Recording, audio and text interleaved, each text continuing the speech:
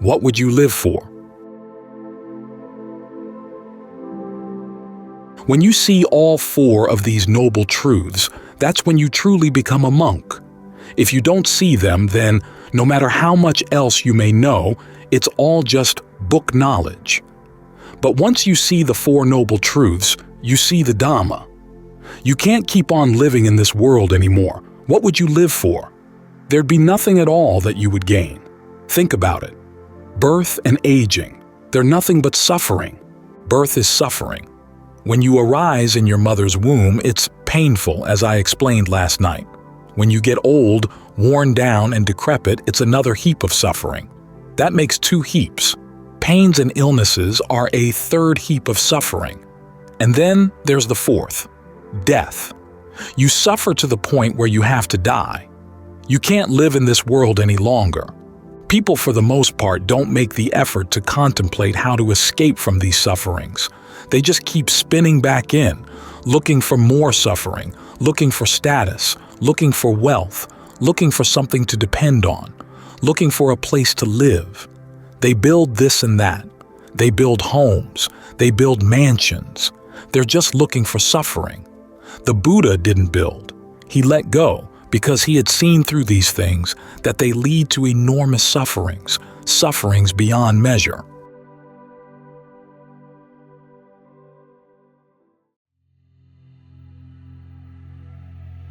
To be a person is to be a Mara.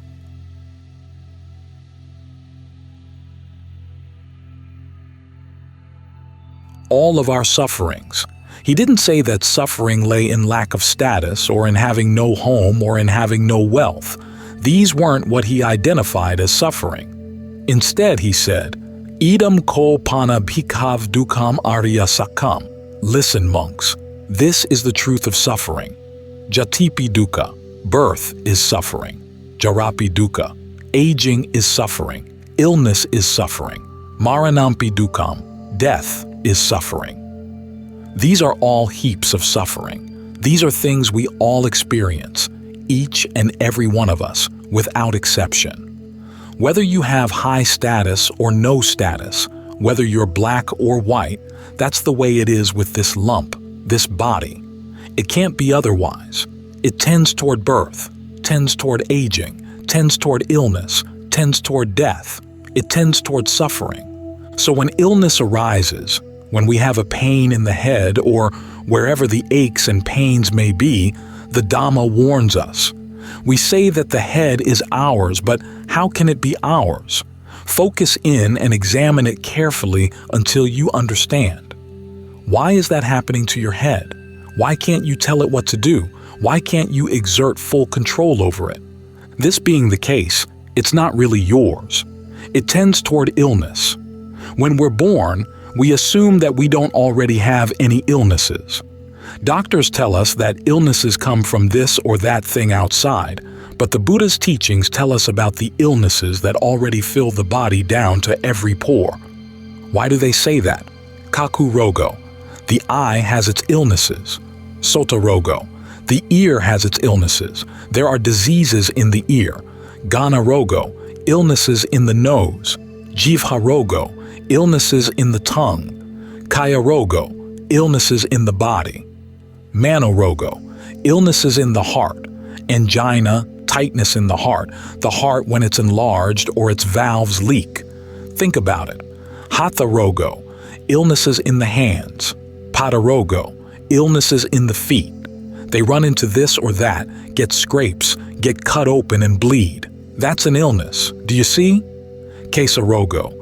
Illnesses in the hair on your head. It falls out or your scalp itches. Naka rogo. Illnesses in the nails. Danta rogo.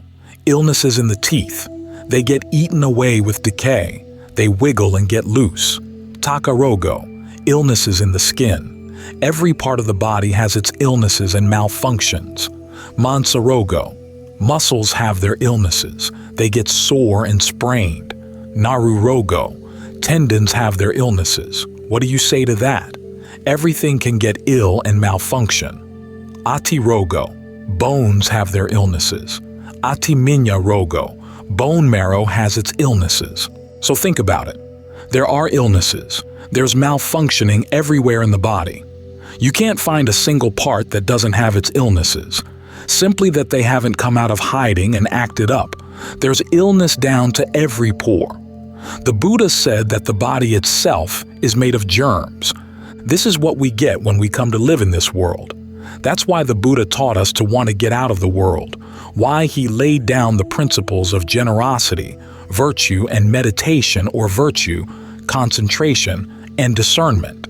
He taught the religion so that we could contemplate and see these four noble truths. When we see these four noble truths, we won't be deluded by the world. We'll be able to escape from it. It's really dismaying when you think about it. No matter where you go in the world, there's nothing you can really gain. We say that we get this or gain that, but these things don't really stay.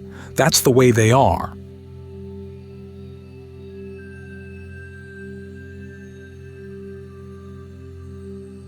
Letting go of I and mine.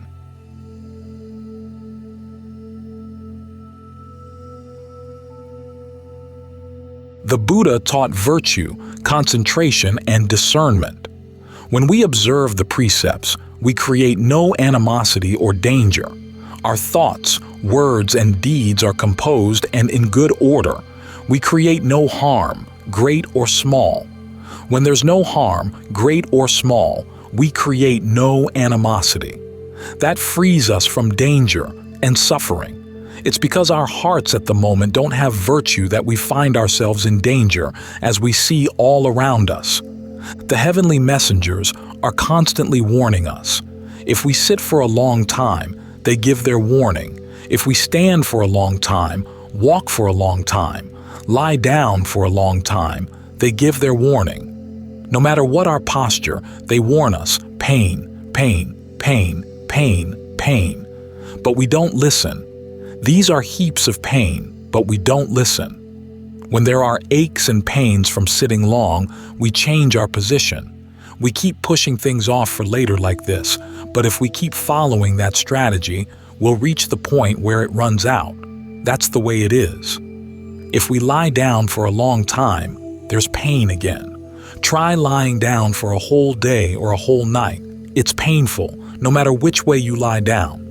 You turn over on this side, turn over on that, but you keep running into pain everywhere.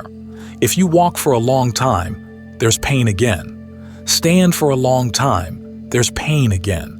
Every posture is painful. That's why the body is called a heap of suffering.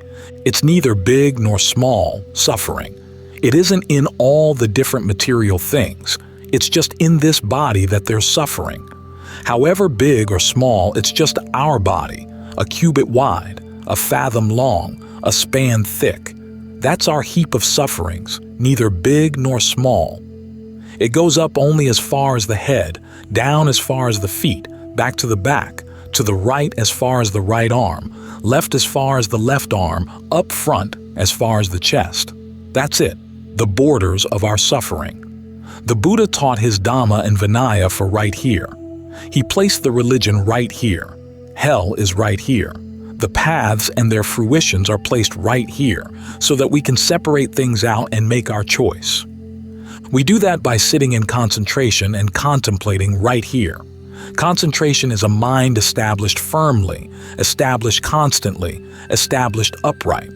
It doesn't waver in line with the ways of the world, loka dhamma. It's genuine and constant.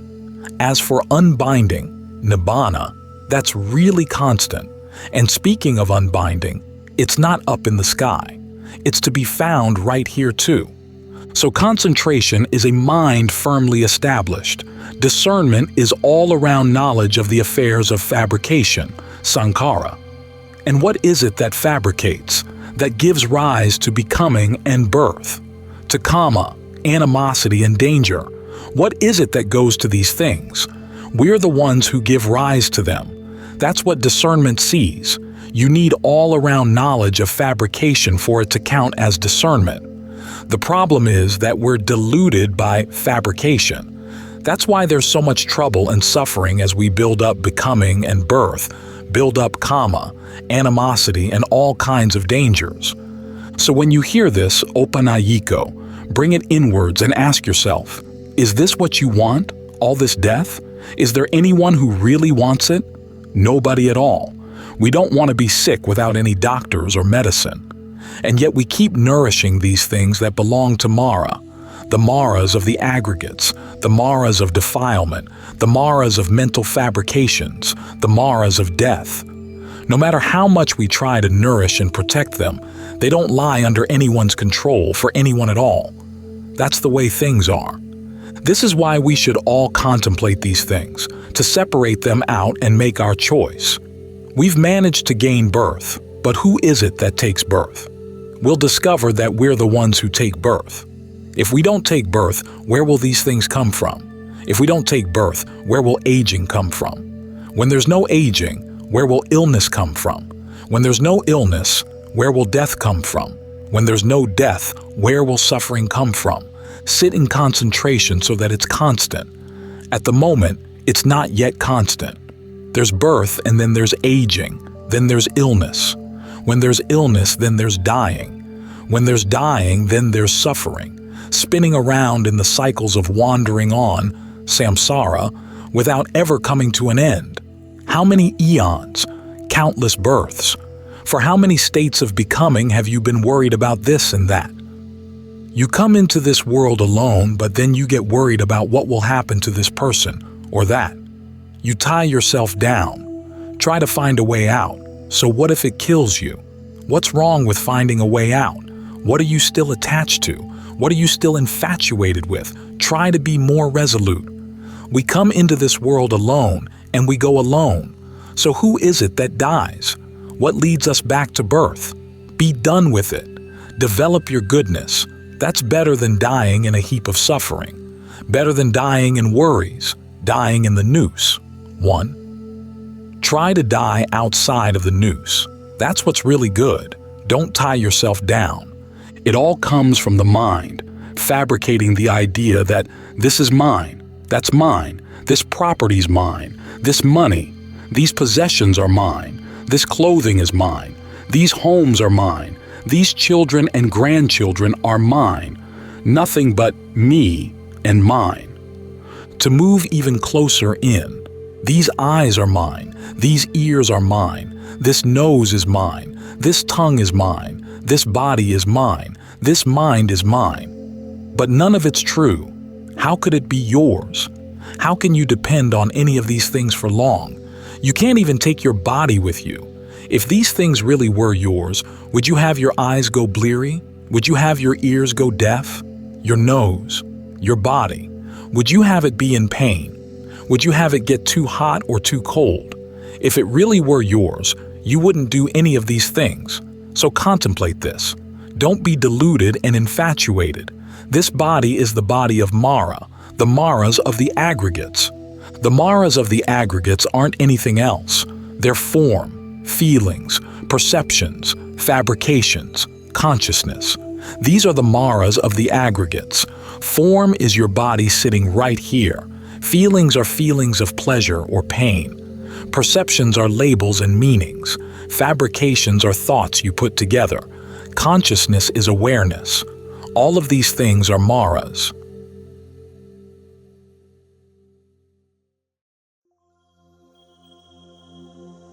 Aggregates as Mara, freeing yourself from the illusion of self.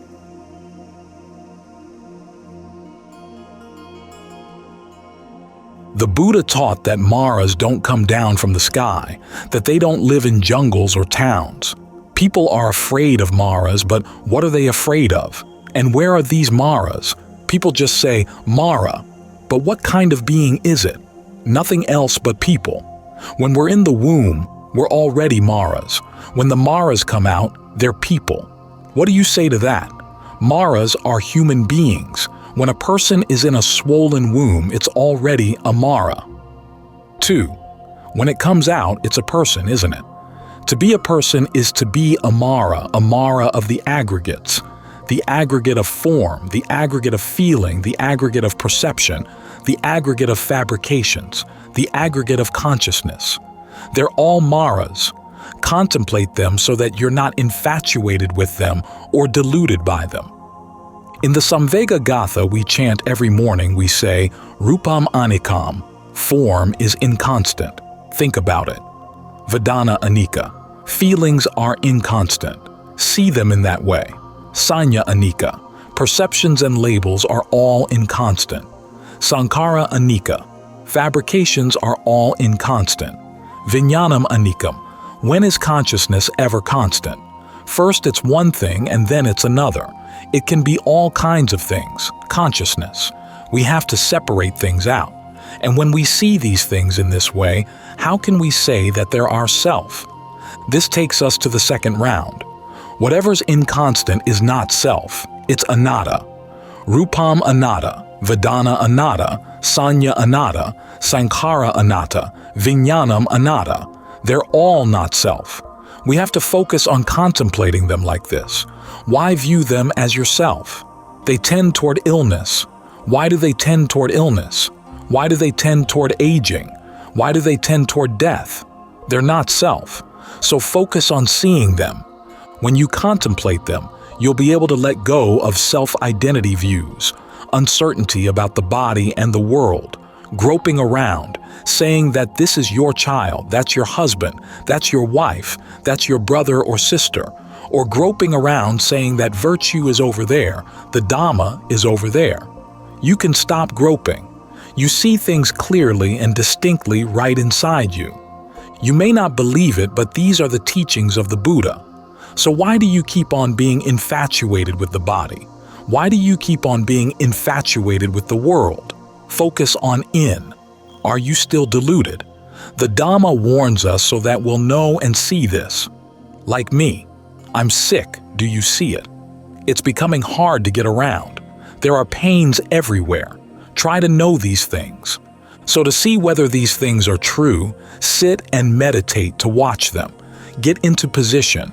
Take what you've heard and apply it inside you so that you can know and see for yourselves. I've already explained it, so sit and look inside. Look inside. Whether there's pain or not, sit and watch it. It won't have to be long, just 30 minutes. Try putting the thread into the needle. You've listened, so try to know and see it for yourselves. Make it for sure. Is suffering true or not true? Do things really die? What dies? Focus on meditating. You've already contemplated. Meditate and contemplate. Separate things out within your mind. Get into concentration. Repeat Buddho, Dhammo, Sangho to yourself.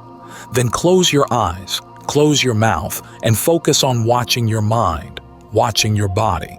That's all you've got. When you're born, it's just this body, this mind. That's all. This body, when it's without consciousness, niratham va kalingaram. It's like a piece of kindling wood. There's nothing to it, nothing of any substance or essence. But at the moment, there's still consciousness in charge.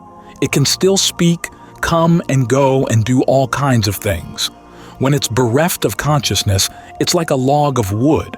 It can't do anything at all. Its mouth is like the mouth of an oven. Its ears are like ears of corn. They just stay motionless. The eyes are like the eyes of a potato. They're of no use at all. Contemplate this.